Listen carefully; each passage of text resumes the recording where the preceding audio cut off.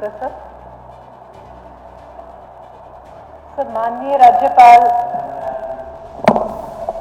राज्यपाल जी का भी भाषण उन नीतियों की सार्वजनिक घोषणा होती है जो सरकार अपनाना चाहती है आगामी वर्ष में। परंतु अभिभाषण जो भी 7 मार्च को हुआ उसमें आगामी वर्ष में सरकार किन नीतियों को लेकर आना चाहती है उसके बारे में 102 अनुच्छेदों में से किसी एक अनुच्छेद में भी उल्लेख नहीं किया गया। पैरा नंबर 5 में लिखा है, सरकार अपने द्वारा किए गए संकल्पों की सिद्धि के लिए तिगुनी गति से काम कर रही है।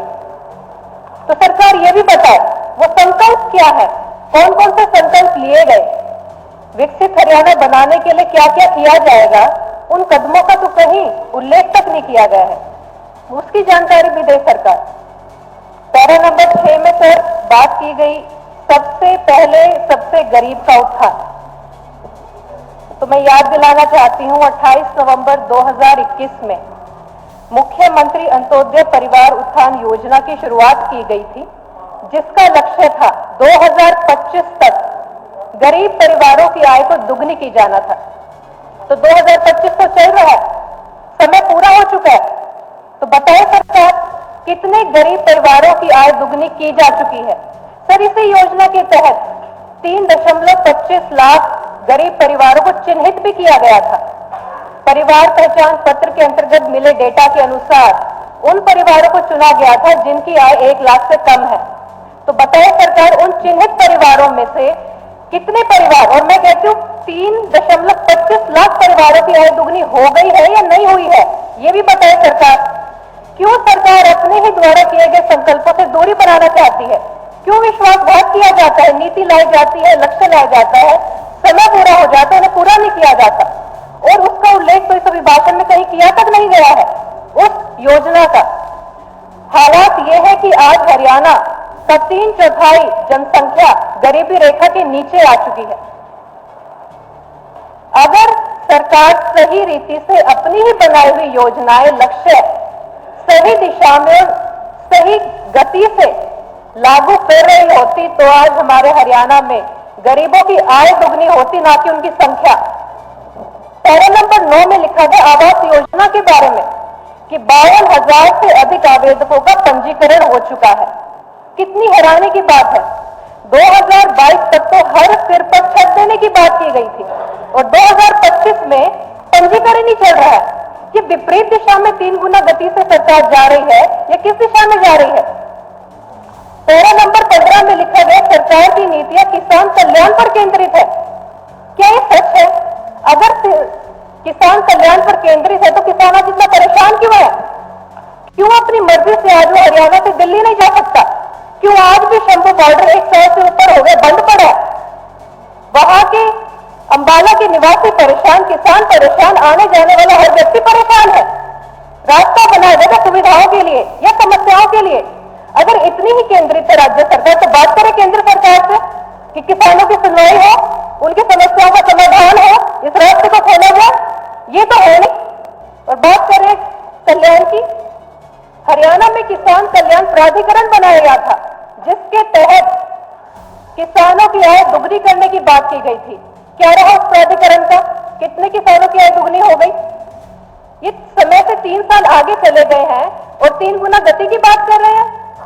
पैरा नंबर 36 में रोजगार के लिए कहा गया, इतनों को रोजगार दिया।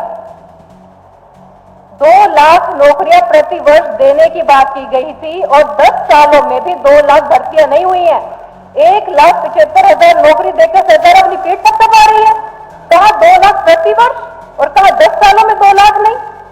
2019 के अभिभाषण के 9वें पेज पर लक्ष्य रखा गया था कि अनुसूचित जातियों और पिछड़े वर्गों के लिए आरक्षित सरकारी नौकरियों के विभिन्न बैकलॉग को भरा जाएगा, अभियान चलाया जाएगा। क्या रहा उस अभियान का? अभियान शुरू तक नहीं हुआ, बैकलॉग कब भरा जाएगा? और आज तो रोजगार की स्थिति ऐसी है हरियाणा में कि यहाँ का युवा यहाँ रहना नहीं चाहता, प्रदेश का युवा यहाँ से बाहर जाना चाहता है। माँ बाप चाहे उन्हें कर्जा लेना पड़े, जमीन बेचनी पड़े, लाखों खर्च करने पड़े, लेकिन अपने बच्चों का भविष्य यहाँ नहीं देख पा रहे हैं, मजबूरी में बाहर जा रहे हैं और मजबूरी में वापस भी भेजा गया उनको। हथकड़ियों में, बेड़ियों में बांधकर उनको अमेरिका से वापस भेजा गया है। देश का युवा यहां रहने को तैयार नहीं है। स्कूलों की बात चल रही है, अखबार में सबने पढ़ा कि 487 स्कूल ऐसे जहां एक भी अध्यापक नहीं है, 294 ऐसे स्कूल है जहां भी विद्यार्थी नहीं है, 1000 से ऊपर स्कूल ऐसे जहां बच्चों की संख्या 20 भी नहीं है। ये अच्छा माध्यम निकाला सरकार ने स्कूल बंद करने का। मजबूरन माता पिता को अपने बच्चों को निजी स्कूलों में पढ़ाना पड़ रहा है, खर्चे पर पढ़ाना पड़ रहा है। जिसकी गुंजाइश है वो अपने बच्चों को शिक्षित बना रहे हैं, लेकिन अब खर्चे पे कर रहे हैं। जिनके पास गुंजाइश नहीं है उनके बच्चे शिक्षा से वंचित रह रहे हैं। हमारे देश में शिक्षा का अधिकार संवैधानिक अधिकार है, उस अधिकार से वंचित हो रहे हैं। वो बात कर रहे हैं कि 90% से अधिक अंक लेने वाले बच्चों को प्रोत्साहन राशि दी जाएगी, और जो इन बच्चों की पढ़ाई छूट गई, स्कूल में अध्यापक नहीं होने के कारण फेल हो रहे हैं, 90% अंक नहीं ले पाए, उनको क्या देगी सरकार? उसके बारे में बताएं। उद्योगों की बात कर रहे हैं कि हमारी अर्थव्यवस्था का मूल आधार है। तो मैं पूछना चाहती हूँ, उद्योग नीति 2015 लेकर आए, उसका लक्ष्य था 1 लाख करोड़ का निवेश करेंगे, 4 लाख से अधिक रोजगार लाएंगे। कितने रोजगार आए? कितनों को रोजगार मिला? कितना निवेश हुआ?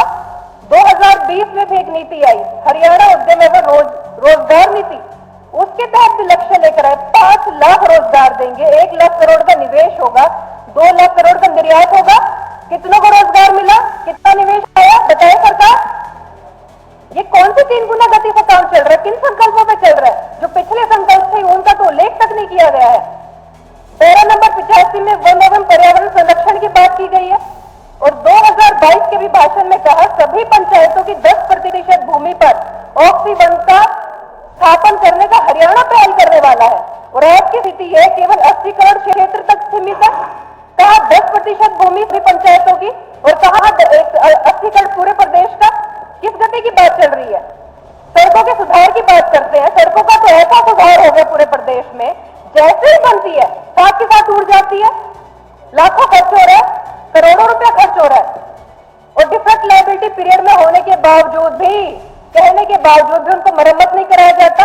अध्यक्ष महोदय, मैं तो आपसे निवेदन करती हूँ, एक समिति बनाई जाए, सर्वे करवाया जाए, पूरे हरियाणा की स्थिति पता चल जाएगी, हालात क्या है।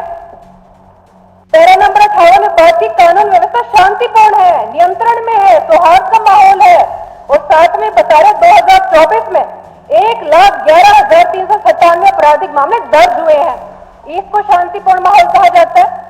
304 से अधिक अपराध प्रतिदिन दर्ज हो रहे हैं, इसको व्यवस्था कहा जाती है, नियंत्रण में है। क्राइम रेट पर कैपिटा में हमारा प्रदेश हरियाणा पूरे देश में 8वें स्थान पर आ चुका है। और पैरा नंबर 5 में इतने सुंदर शब्दों का उल्लेख किया कि स्वामी विवेकानंद जी के प्रेरणादायक वचनों का उल्लेख किया कि उठो, जागो, और तब तक मत रुको जब तक लक्ष्य की प्राप्ति ना हो जाए।